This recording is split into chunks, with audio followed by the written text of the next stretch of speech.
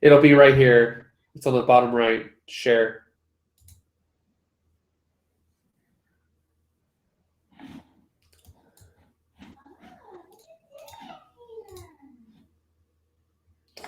It's funny. It's still through the it's still through the gaming channel. It's weird.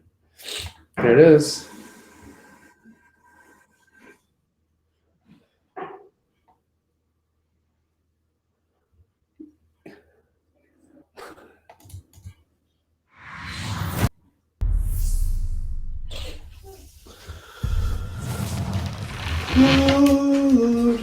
Today on NFL Fantasy Live, Brady and Hyde stole the show in Week 1, but who will be top of the pops for Week 2? We've got our experts' top starts. And for all you daily fantasy players out there, we've got just what you need. Marcus breaks out his best market today on NFL Fantasy Live. Brady and Hyde Perfect. stole the show in Week 1, but looking for that edge every week. The pop, call it what you like. It works. Sleeper by any name, it's the difference between winning and lose fantasy players out there. NFL Fantasy Live. Because of my. Perfect. Whoa, why is it coming up twice? It works. I know why. Yeah. Because of my. Perfect. Whoa, why is it coming up twice? I had to eat it, Ryan. It works. Happy Fab Friday to all the Aussies out there, and for the rest of you fantasy chuckleheads, you're only about 45 hours away. So breathe. 1, 2, 3 in, 1, 2, 3 out. Matt Money Smith here with the Hall of Famer, Michael Fabiano. Fabs, Kansas City last night. You ever have the Kansas City barbecue? I have. You like it? Excellent. Better than Texas? Have not been to Texas. Well, all right. So I guess Kansas City wins. We'll table it for another day. Here are your top 10 quarterback picks, Fabs, for Week 2. Yeah, it's easy to pick Drew Brees when he's playing at home, especially against the Tampa Bay Buccaneers. I like Russell Wilson to put up a nice stat line against Green Bay. And you see Carson Palmer there?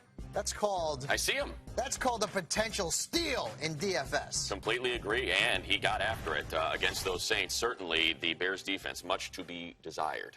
Let's talk about Tom Brady. You had him there at number 9, came out on fire in Week 1. People talking about the chip. He's got a purpose. But this Bills team bottled up Andrew Luck last week. How's Brady going to fare against Buffalo? You know what, though? I know the Bills have a really tough defense, especially at home, but look at Brady's numbers. When he's played in Buffalo, his numbers have been exceptional. In fact, he has 16 touchdown passes in his last 5 games in Buffalo. Last year, he scored 30.7 fantasy points against them at Orchard Park. The rest of the quarterbacks who played the Bills in Buffalo averaged 11.3. I like this trend. I know you don't, but I'm still starting Tom Brady. I see the look on my face, and I appreciate I know, you got a sour puss on right now. Who's the head coach in Buffalo now? What does it matter? It matters that he's one of the best defensive coordinators in the NFL. Okay. And he's Andrew Luck, even though he had a bad game last week, still scored 18 fantasy points. But I think citing stats from years ago in Buffalo when Rex Ryan wasn't there is misleading because Rex Ryan is one of the best coordinators, defensive coordinators. All right, this guy. For the headlines, we now throw it over to the rest of our crew. Thank you, Money. Marcus Grant here with Akbar Bajavi and Mila to get you caught up with all the latest news and notes from around the league. And we will start in Buffalo. Bills running back LaShawn McCoy is listed as questionable for Sunday's game against the Patriots with a hamstring injury. After Friday's practice, Coach Rex Ryan said that he's cautiously optimistic that McCoy plays on Sunday. But Akbar, how optimistic are you about starting McCoy in your lineup? Well, I'm very optimistic. I think if Rex Ryan's optimistic or cautiously optimistic, then I am too. And I think that means you're going to play LaShawn McCoy. I think when you look at what he's bringing to the table, what they've had, the success that they've had with Tyrod Taylor and him, I say you play him. I would say also if you're nervous, keep Carlos Williams in your back pocket. Yes. Carlos Williams, maybe a sneaky DFS play as well. We move on to Chicago now, where Bears star receiver Alshon Jeffrey missed practice Friday and is now questionable for Sunday with a hamstring injury. His hamstring tightened up Thursday, so he was held out of practice Friday. It's never a good sign when injuries flare up in the middle of the week, Akbar. So if you're looking around, I mean, are you concerned about Alshon at this point? That does make me very concerned, and I think you alluded to it with the fact that it's in the middle of the week, you know, not enough time for recovery perhaps, or to go through that rehabilitation, going through some of those soft tissue stuff in rehab. But I will say that there are some valuable receivers on that roster, and the guy that I'm talking about is Marquise Wilson. He's a guy that you may want to consider consider if, of course, he can't go. It's been frustrating. The first 2 weeks, Alshon's had injury issues, and everybody's been kind of on pins and needles waiting for this guy. Always a little bit frustrating. More wide receiver news.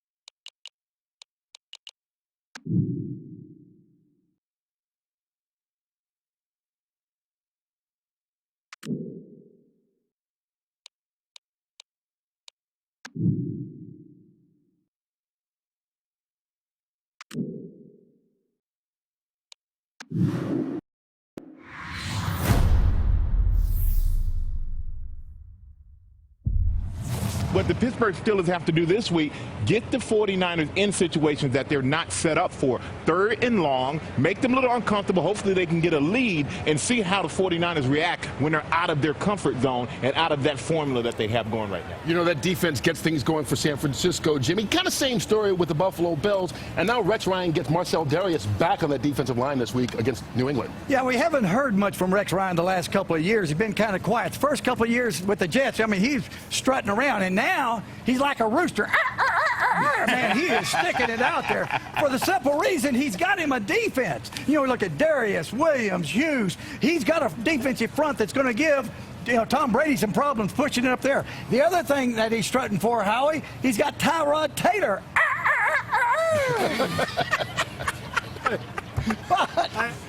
Yeah, Tyrod played well, you know, and let's say that the Buffalo defense plays up to Rex's standards and where they can play.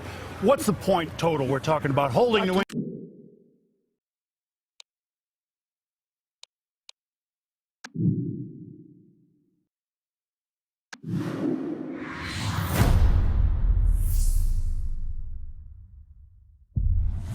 All right, Tennessee heading to Cleveland this week. Mark, you've watched a lot of...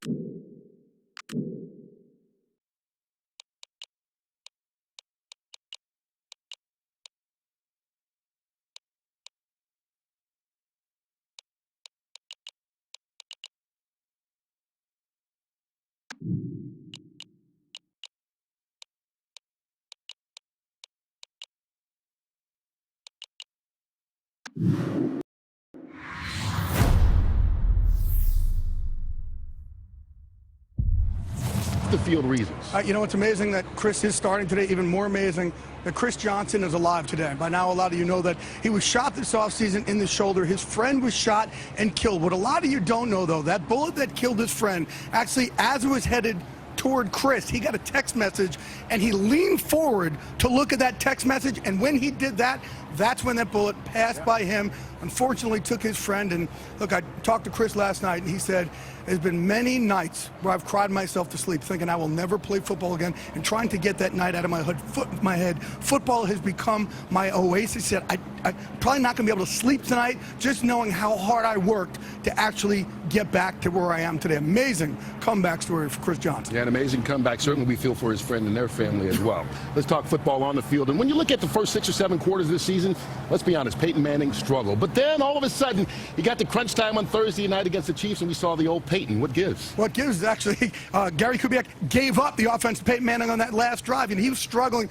under Gary's offense, right under the center. And that last drive, he said, Peyton, just take it. Go back in the shotgun. Do what you want to do. And actually, Peyton Manning was almost like backyard football. Look, you take an 8-yard out, you go over here, and until he really gets comfortable under that offense with Kubiak, expect a lot more of them giving Peyton some free rein. All right, before we let you go, we already mentioned that you had the scoopage last week about JPP in his hand. What's the latest on him? First, real quick, the Giant doctors don't want to touch him right now because they didn't touch him in the first place. They have liability issues. But the other thing is he put out video this week of him working out, trying to convince the Giants, I'm good to go, and I don't care what he says. I mean, guys, it's his hand. We have 2 defensive linemen up there. Correct me if I'm wrong, guys, but it's your first line of defense. Every time you touch somebody as a D lineman, it's with your hands first, guys. Michael and Howie, Is that a huge problem, or am I missing something here? Well, I think it's a big problem, and you're missing something, he's missing something. And I think the problem, no, not a shot, but it's a big problem because the issue is you use your hands on every play. And Earl Leggett, our first coach, my first coach and Howie's great coach, said you can play finesse football, but after a while you're going to have to hit somebody. It's a physical game. Finesse will run out. You have to be a physical player, which requires the use of your hands. And as a pass rusher, he will be limited if he cannot use his hands, which helps the offensive lineman prepare more for JPP, which to me is not going to let him be as effective as he has been in the past, which is just not good for the Giants. He's a grab pass-over guy, but it also hurts on the run. You have to shuck and disengage the blocker. All right, you know what? Those fans behind us have been sitting down. They've been quiet. We're going to get some of them to come down on the football field with us here and join the show in just a bit. You at home, sit back and relax. We got a whole lot more coming up on the Ford Fox NFL Sunday pregame. After a long off-season, some teams came up with some pretty interesting strategies that ended up backfiring. Coach will break it down with a little football 101 on the field. Plus, star of Fox's Brooklyn Nine-Nine and former NFL player Terry Crews names the Fox NFL Sunday All-Hollywood team. And here's a hint. None of our guys made the cut. Then, Carissa Thompson has an exclusive interview with the league's reigning rushing champ, Eagles' DeMarco Murray, who tells us what it's like to face the team who let him walk. We'll get extra scoop from Jay, some laughs from Riggle, and much more as the Ford Fox NFL Sunday pregame show rolls on from the red carpet. This is the 50, the only pickup with a high-strength military-grade aluminum alloy body bolted to a high-strength steel frame.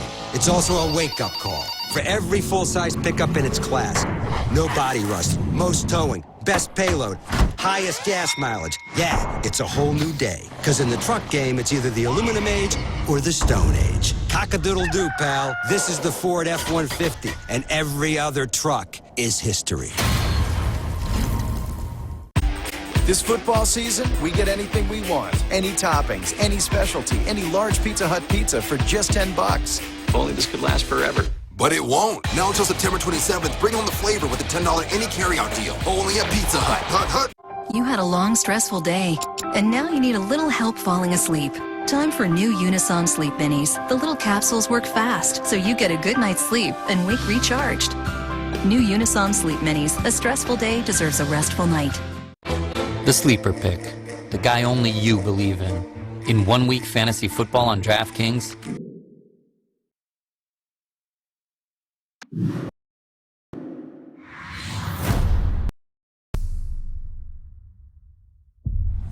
Out there.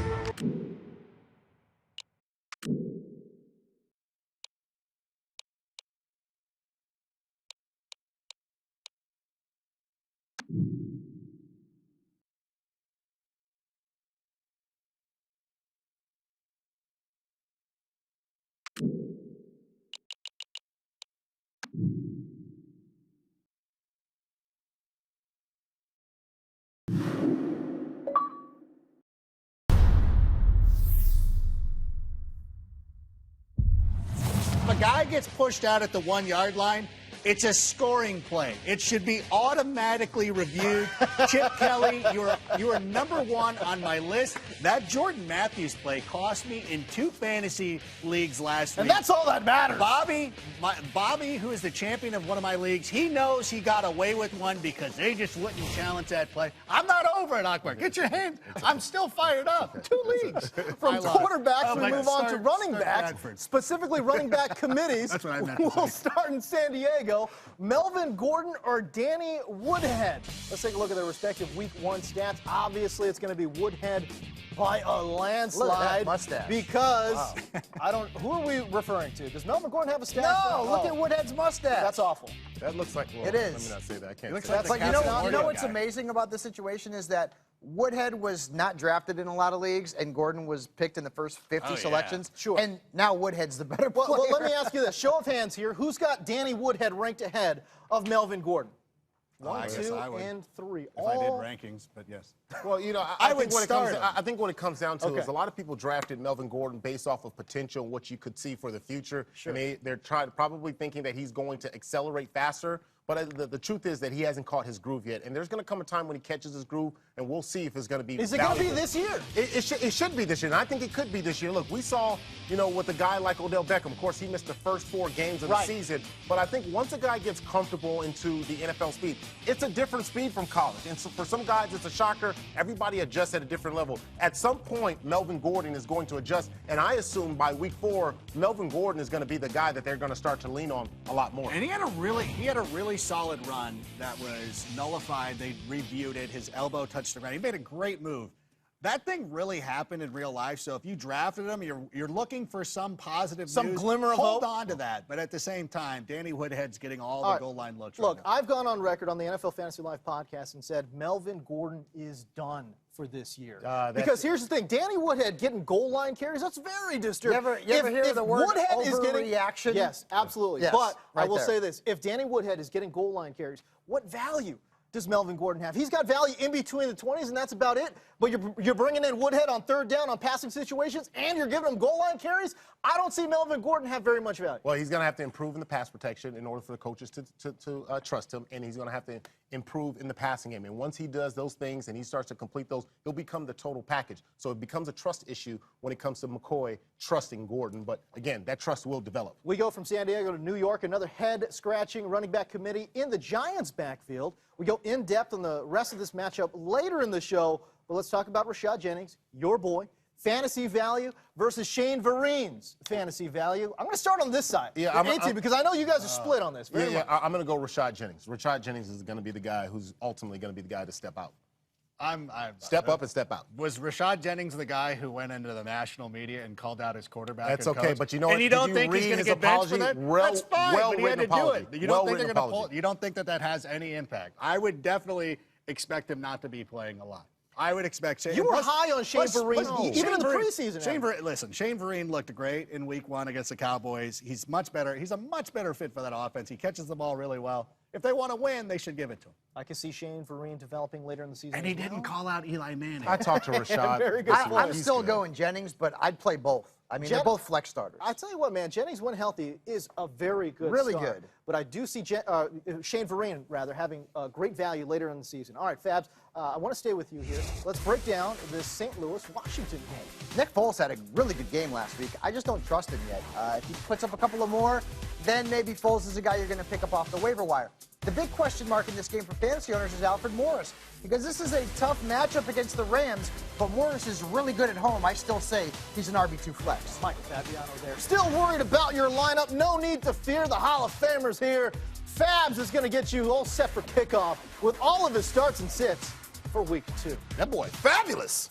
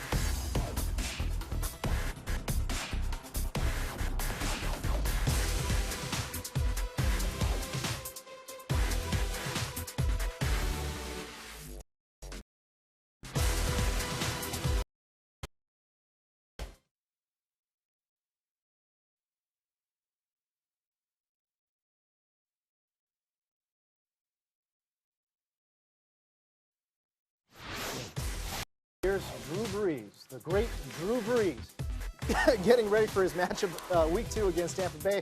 As I start coughing right as we start. I think you're trying to say he's going to choke. I think that's what you're trying to say. I think that's what you're trying to say. Yeah. Okay, tell us how you really feel, James. No, I've got a bold prediction for Drew Brees coming up. You think he's licking his chops right now? I would imagine I would think so. How about your notable actives and inactives for this week 2? Mike Evans is going to play, making his season debut. LaShawn McCoy nursing a sore hamstring. Don't know how much he will play, but he will give it a go here in week 2. Trey Mason also making his season debut. C.J. Spiller, his knee injury all cleared up. He's going to be good to go. Arian Foster, Andre Ellington, Todd Gurley, Alshon Jeffrey, all out and inactive in the second week of the NFL. All right. As you can see, the Bills have made LaShawn McCoy active and is a go for Sunday's matchup against the Patriots. What do you expect to see from a guy like LaShawn McCoy, knowing that D'Angelo Williams in week 1 absolutely gashed that Patriots defense? Yeah, it's a good matchup, and you've got to play him. He was your first or second round pick. While he's on the field, play him. But I will say this, if he has a good game against the Patriots, I'd be looking to trade him now because I'm worried about him for the rest of the season because of these injuries. Hamstrings are very tricky. I agree with all that. Yeah, there's. Well, I think the one thing, too, that you have to look at, too, that adds to McCoy's value and why you have to play him is the fact that you have a mobile quarterback in Tyrod Taylor. I mean, he's a real legitimate threat, and you know the Patriots are going to try to be anticipating if they're going to do some, gadget plays with a guy like Tyrod Taylor. So he has a lot of value this week. Bucs wide receiver Mike Evans did not play in their week 1 loss against the Titans, but will play this week. Adam Rank, what do you expect from him? I do expect Winston to try to force the ball to him a lot. We talked about it earlier in the show. Winston, one of the things I do like about him was that when he was at Florida State, he didn't care about interceptions. He was willing to throw the ball in a tight window. They care about it in the league. They care about, But for fantasy, they don't. Listen, I'm not starting Winston. I just want him to target the guy that I drafted highly and hope that it's Evans. How about it, Akbar? I'm telling you, I really do doubt Jameis Winston makes Mike Evans. I'm not doubting Mike Evans. I'm doubting his quarterback. Well, you could have doubted his quarterbacks last week. You're playing Mike Evans if he's active, and he is. All right, let's play a little game of higher or lower with wide receivers. 1 minute on the clock, please. And we are going to start with Brandon Cooks. 16 points versus the Bucs. Higher or lower? It's a pretty big projection. James Coe, can you take me higher? Okay. The singing voice. Go! That's a good pick. I'm going to go higher. There you go. I'm going to stay right there. 16 points. 16, you like it there. Calvin Johnson, 14 points versus the Vikings. Akbar, 14, higher or lower? You know what? I have to go higher for Calvin Johnson. I'm going to go higher. He bounces back? Yeah, he bounces back. This I is already it. ran out of Creed Divisional. songs, but yes, higher. I'm going higher also. Jordan Matthews, 12 points versus the Cowboys. 12 points for Jordan Matthews, Adam Ray. Higher. You like him? Big game, yeah. Big game. Again, though, I got to reiterate, if it looks like he scored a touchdown, review it, please. You know who he's related to, right? Jerry Rice. Higher. Higher. There you go. The Vanderbilt product could ball out. A.J. Green, 13 points versus the Chargers, Adam Rank. Come on. Go ahead, say it. 67 yards and a touchdown. That's lower. No, 12.7. no. It's all wrong. It's higher for A.J. Green, and I need him to go higher. Mike? Higher. Thank you. Am I Thank you. playing Yeah, I'm this playing you. week? Thank you. You All said right, it. way lower. Way lower. We got From one your bonus, mouth to God. one bonus question. How about this? Oh, Terrence Williams, 13 points. Higher or lower? I'm going to go lower. Lower. In standard leagues. Akbar, Ooh, 13 points. I'm going to go stay. I'm going to say higher. I'm going to say way higher. Yeah. You like this? I'm going to say 17 points for Terrence Williams. How you like Stop that? it. All right. I'm going to tell you to stop it. All right, it's time now for Who Would You Start, presented by AT&T and DirecTV. Bringing television and wireless together. We're talking to the people in this segment and helping you guys decide who to start. Let's get to the very first tweet. The first tweet from Michael Gonzalez. Who's a better start? These are danger zone type picks right here. Tyrod Taylor or Ryan Tannehill. Who do you got there? I like Taylor, but I'm going Tannehill, even though it's a really tough matchup against the Jags. I would not start somebody against my friends down in Duval County, Florida. I'm going with Tyrod Taylor. All right, how about from Crawdad, 1342? Who should I put my main RB and flex between Amir Abdullah, Justin Forsett, and Chris Johnson? So between Amir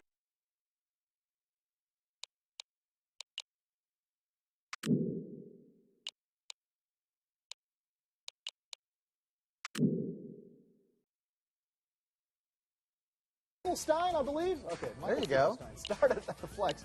James Jones, Golden Tate, or T.J. Yeldon. I'm going Golden Tate.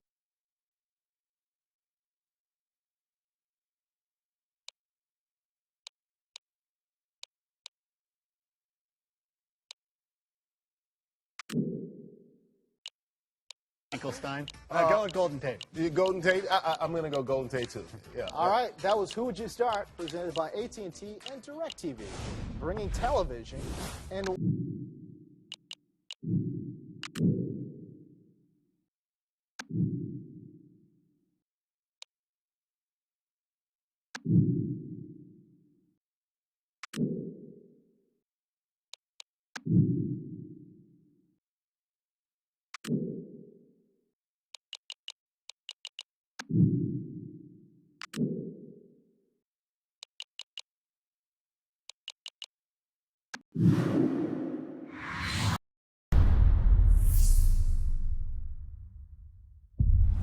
A lot of it is because of McCown. He now goes in with McCown early, stays late, and there is a hope now that Johnny Manziel, believe it or not, could be their future. The big thing is now they say, Johnny, we now know he actually cares about. Now they say, Johnny, we now know he actually cares about football. All right, they say he cleaned up his life off the field. Maybe it's translating to on the field. Thanks, Jay. We'll talk to you later about who is in and who's out. One thing we do know, Atlanta's Julio Jones is in despite that strained hamstring, but how will he match up against New York's talented cornerbacks like Prince Amukamara? We'll have a live report. From a Prince to the king of the NFL in completion percentage all time, that's Drew Brees. He and the Saints face Vincent Jackson and the Bucs today. Did Tampa draft the wrong quarterback? We'll cover that. Plus, much more on the Detroit Lions against the Minnesota Vikings and the Arizona Cardinals taking on the Chicago Bears. Hey, invite your cousins and friends and stick around for more of the Ford Fox NFL Sunday pregame show.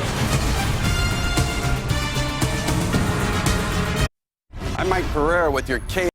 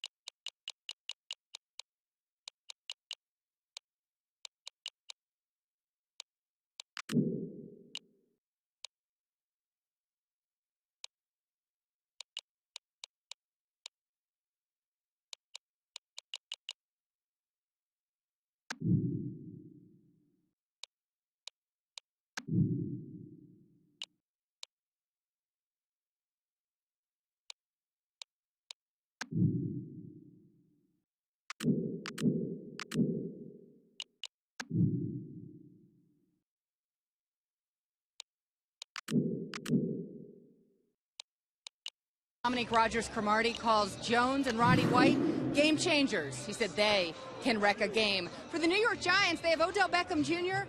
and what? Well, Preston Parker needs to catch some passes, but Tom Coughlin indicated that Dwayne Harris could get some of those snaps in the slot, and certainly Ruben Randle, more than 70 catches a year ago, is going to have to emerge if Odell is going to catch more than 5 passes in a game, or so you'd think. James? All right, Kimberly Jones there at MetLife with the latest from that matchup. Fantasy advice and some real-life advice as well. Don't play Preston Parker. Watch him score a touchdown. I know, right? That helps no one. Julio Jones, 9 catches, 141 yards in week 1, 2 touchdowns. I mean, he was just unstoppable. Expectations for him in week 2. How's that Giants defense looking? Suspect. A little bit banged up, not so good. Julio is Julio, man. He's going to put up a big stat line no matter who he's playing. Yeah, Julio, I got him in my league of record, and now I kind of wish I had him in every single team. He looked just absolutely amazing. I thought I flirted with making him the #1 overall receiver coming into this league, and now I wish I had, but he certainly looked like it in week 1. Yeah, to all my Spanish fans, ¿cómo se dice Julio en español in English? Baller. That's how you say Julio in English. baller. You were so close to nailing Yes. that. Yeah, how about that? How about Odell You think I Beckham? smoked Look, some bears, here's huh? the thing. I still don't. He's got great hair game. He's got great hands. He struggled in the preseason. Week 1, he continued to struggle. 44 yards for Odell Beckham. How and does he recover in week 2? Well, Adam, right? Oh, Akbar, go ahead. No, I was just going to say please. he has to get used to being a part of the focus now. He is the focus now. Last year, no one really knew about Odell Beckham, and now he's the attention. Defenses are focusing right on Odell Beckham. So how does he change his game? He's got to adjust his game. He's going to get a little bit more aggressive because they are going to get more aggressive with him. And look, yes, he doesn't have that other wide receiver to help complement or take a little bit of attention off. I think having Victor Cruz there would be a huge help for Odell Beckham. Absolutely. And so I think we start looking at that relationship. When Victor Cruz comes back, then all of a sudden they have to pay attention to him. But he didn't have any help last year, and he still went out and dominated. Because the no league. one knew about him. They didn't know knew what's about him by the end of the year, and he was still smoking people. Very hard to game plan for a guy that you're still trying to figure out. The good news is Atlanta's secondary is not good, and we saw that last week with the Eagles. If OBJ has a bad game this week, I'm going to start talking Madden curse. Uh-oh. Ooh. All right, listen. It's In time week 2? Yeah. Jeez. Wow. It's time to talk daily fantasy now. Here's who we think could be the Kings of Sunday, presented by DraftKings. Let's chat about some undervalued daily players for week 2. Fabs, we're going to start with you. John Brown. John No Brown? ordinary John Brown. No. This is John Brown, who is going to put up a very nice stat line for your fantasy football team. A guy who scored 10.6 fantasy points last week. Not great, but still pretty good. As a guy you drafted as your 3. The Bears' defense is, well, not so good. They don't roar anymore in the Chi-Town area. Let's just put it that way. So Carson Palmer, great start. I like Larry Fitzgerald, and I certainly like John Brown. All right, how about it, Akbar? Well, look, I'm going to have to go with a guy, Kendall Wright. Kendall Wright, to me, looked very good with Marcus Mariota. And when you look at the way they were running a lot of that read option, I looked at the Marcus Mariota pulling that ball out really quick. Not typical when you look at the read option. Usually there's a lot of sitting and scanning, but he knew exactly where he wanted to go. He was precise in his throws. But the other thing, too, Delaney Walker not playing. More targets now for the guy, Kendall Wright. That's a really good value right there. I love that pick, by the way. All right, how about for you, Adam Ray? I'm going to go with Danny Woodhead, who is on each and every one of my daily fantasy leagues. I like this guy because for one of the reasons we talked about earlier on in the show is that he's getting all of the red zone targets, all the red zone touches. And as long as that continues, he's going to be a fantastic play. Plus, most daily fantasy leagues, they default to points per reception. A lot of you guys don't know that. So when you're setting your daily fantasy league lineup, make sure you know if it's a PPR or not. Most of them are. So Woodhead's even better then. All right, so even better. Even better. Great play. Getting goal line carries, too. All right, that was Kings of Sunday, presented by DraftKings. Also, Carlos Hyde, by the way, I think undervalued in that DraftKings. A little bit. game. Actually, stop it, James. I have both of them. Okay, there you go. All right, Rank, break down this Tennessee-Cleveland game. Yeah, this is a really intriguing matchup. I mean, if you're a casual fan, you're going to want to see what Johnny Football is going to be able to do with a full week of preparation. For fantasy enthusiasts, exactly. And for fantasy enthusiasts, you want to see if Bishop Sankey can really build on what happened last week. I would caution you because once they got near the goal line, they put in Terrence West, they put in Dexter McCluster, so be careful. So there you go. All right, how about Marcus Mariota? I mean, he was the Kurt Hennig of quarterbacks. Mr. Perfect. Mr. Perfect. All right, so there you go. He's going to give him the perfect flex. All right, 30 minutes away now from kickoff, but still tons of NFL Fantasy Live to come. Michael Fabiano starts the 6 next. Plus, we break down the Seahawks-Packers game.